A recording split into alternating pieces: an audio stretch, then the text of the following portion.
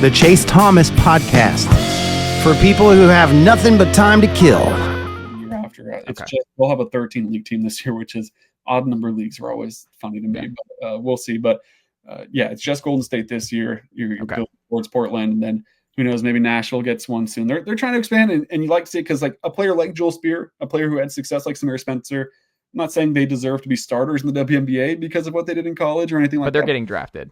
They deserve a chance. Like Joel Spear deserves an equivalent to a late second round pick in the NBA draft type of deal and get their opportunity. So it's good to see it expand because there's a lot of players throughout the years where it's like Renaya Davis for Lady Vols fans. Like that's like 5 years ago now. She's pretty much out of the league. Like that's a professional basketball player. Like she was really good. And for her to not get like a fair shake at things like that kind of sucks to see. So, tangent, but I'm glad to see it expanding.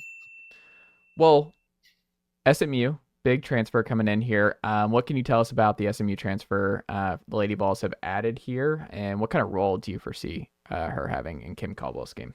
Yeah, she's a great scorer. Like you look at the numbers and they jump out 18.5 points a game in an ACC slate with SMU. But you watch the film too, and like she hits tough shots. It's on the run, it's floaters, it's pull-up jump shots. Like she can score in any way in transition, which of course you have to like if you're hoping that she does well with the Lady Vols. So that's something that stands out. The caveat with that is the efficiency isn't necessarily there. She's shooting in the low 30% from the field and a little over 30 from three.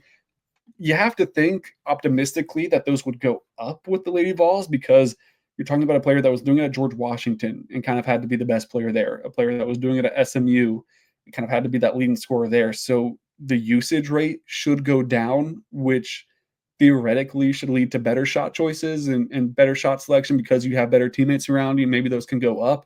But the fact that she was able to hit so many tough shots, I think you have to really like. And that's kind of the role that I think she'll fit with the Lady Vols too, is they'll have her in the press, of course. They'll have her as one of those athletic guards that can get up and down the floor and be disruptive. But she's a bucket. She can score as good as a lot of the best players in the country. And that's something that I think should be pretty exciting to see how it works out. Another little detail with her too is Gabe Lazo was on that George Washington staff that recruited her originally out of high school. So full circle moment there to see her now reunite with Gabe Lazo, who's just been on a tear on the recruiting trail, whether that's through the portal or in high school. So cool to see them kind of get reunited for her fourth year of college and his second year at Tennessee. And it's a really nice first pickup for Lady Vols to have. They're gonna have to do some more damage in the portal. They're gonna have to hit on a couple other targets, whether that's more guards or they're gonna need some forward help at some point too.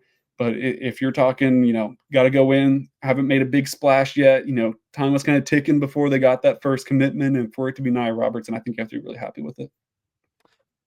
Brian, Sylvia, what can the good folks check out from you and the team over at Vol Report? Nicely done, nephew. The Chase Thomas podcast. Hell yeah.